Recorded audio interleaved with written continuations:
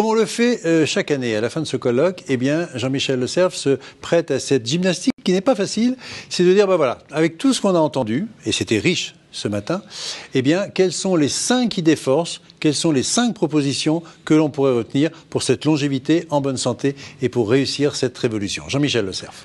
Merci Alain de me donner la parole. Merci à chacun des intervenants d'être venu partager son expérience et sa compétence. C'était extrêmement intéressant. Je dirais pour commencer, vieillir c'est une chance. Être âgé, c'est une chance, c'est parce qu'on a pu vivre longtemps. Et vieillir, ça se prépare. Bien vieillir, ça se prépare. Alors, moi, ce que j'ai retenu de cette journée en 5 points, c'est pas facile, mais voilà ce qui me semble ressortir de nos débats, de nos échanges.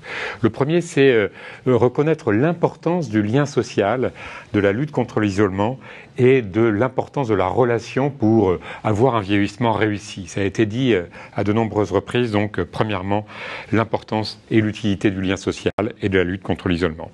Deuxième élément qui est apparu, c'est qu'il faut aussi agir sur les conditions du vieillissement et les conditions de vie globalement, ce qu'on pourrait appeler l'environnement, l'habitat, l'accès à l'activité physique et la mobilité, la lutte contre les contaminants, donc toutes les conditions de vie, l'accès aussi à la prévention, l'accès aux aidants, voilà, agir sur les conditions qui permettent d'avoir un vieillissement réussi.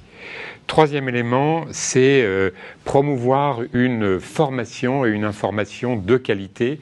Formation de qualité pour les médecins généralistes et les sensibiliser davantage à tous les professionnels de santé à la prévention et la prévention tôt.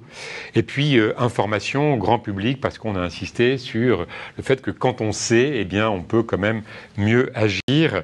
Ça a été aussi largement souligné au-delà des injonctions dites contradictoires qu'on a entendues tout à l'heure. Donc voilà pour le troisième point, formation et information.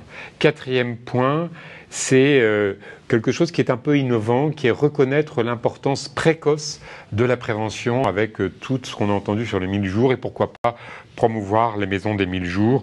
C'est peut-être quelque chose qui paraît un peu aujourd'hui anodin, mais ça me semble une piste intéressante pour l'ensemble de la société. Et le cinquième élément, forcément en tant que scientifique de l'Institut Pasteur de Lille, promouvoir la recherche dans le sens de mieux comprendre les processus de vieillissement, de prévention du vieillissement, les marqueurs de vieillissement aussi.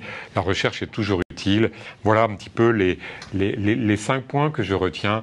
Je pense que le financement est un petit peu la goutte supplémentaire qui fera déborder le vase. Et donc, je ne l'ai pas mis dans les 5 points, mais c'est sous-jacent, bien sûr, à toutes ces initiatives.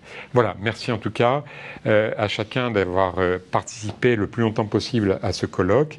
Et je donne la parole à Alain pour qu'il puisse conclure et nous propulser dans l'avenir. Dans l'avenir, souhaitons-le. L'année prochaine. L'année prochaine.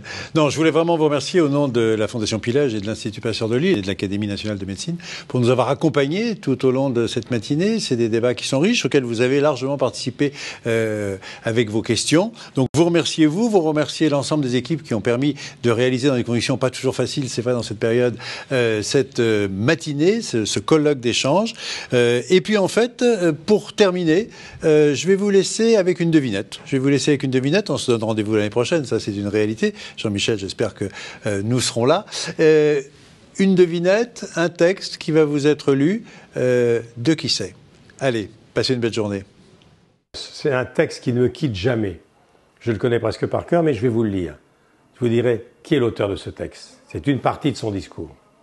La jeunesse n'est pas une période de la vie, elle est un état d'esprit, un effet de la volonté, une qualité de l'imagination, une intensité émotive, une victoire du courage sur la timidité, de l'aventure sur l'amour du confort. Et écoutez bien, on ne devient pas vieux pour avoir vécu un certain nombre d'années, on devient vieux parce qu'on a déserté son idéal. Les années rident la peau, abandonner son idéal ride l'âme.